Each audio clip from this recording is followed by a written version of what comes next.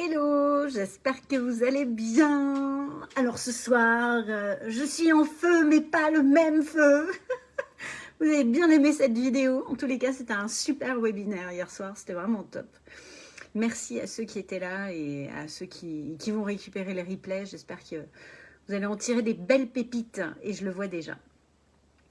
Oui, je voulais vous partager une petite anecdote. Tout à l'heure, j'échangeais avec une amie coach qui me disait « Mais du coup, c'est quoi, toi, ta spécificité dans le business ?»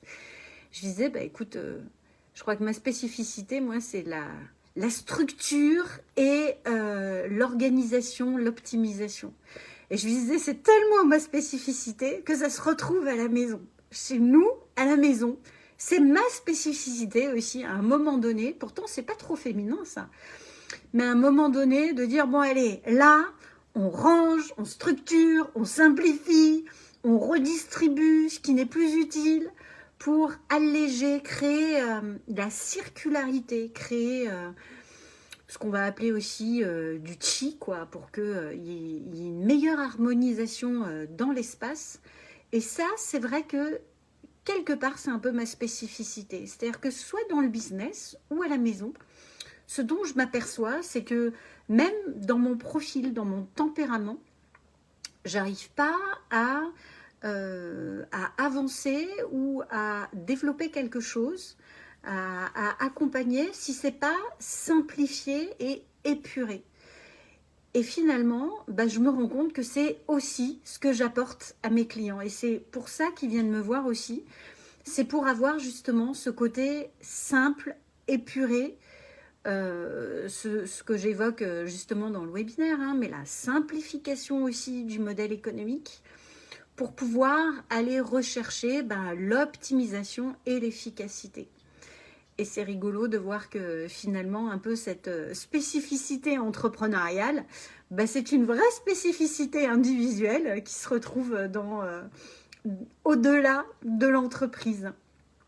Voilà, et du coup ça m'évoque comment vous identifiez votre spécificité en tant qu'entrepreneur et à quel point cette spécificité s'exprime dans votre personnalité, c'est-à-dire aussi bien dans votre manière d'accompagner dans votre business que finalement aussi dans votre vie quotidienne, dans votre ADN d'individu, parce que je reste convaincue en accompagnant les entrepreneurs, en travaillant sur la culture d'entreprise, à chaque fois c'est ça, c'est-à-dire que l'entreprise c'est le reflet d'une personnalité spécifique. Et toute l'importance de travailler sur soi, de se connaître, d'apprendre à aller encore plus dans le kiff de qui on est, sans aller chercher la perfection, à rentrer dans un cadre, à faire plaisir absolument, mais juste à être soi, à s'assumer pleinement pour donner cette identité pleine, entière et spécifique à son entreprise. Et c'est là où, de mon point de vue, c'est le kiff total, c'est que finalement, il n'y a pas de concurrents. Il y a autant d'entreprises qu'il y a d'individus et il y a autant de clients qu'il y a d'entreprises. Dans le sens où nous n'allons pas tous chercher la même chose, dans le sens où nous n'avons pas tous les mêmes besoins au même moment. Et du coup, c'est ça qui est top, c'est qu'il y a une interconnexion qui est juste géniale. Mais ça, c'est quand nous prenons le temps, en tant qu'entrepreneur, de descendre dans notre essence, dans notre profondeur, pour aller chercher justement notre spécificité, pour aller transpirer notre ADN dans l'entreprise, imprégner la culture d'entreprise de cette personnalité.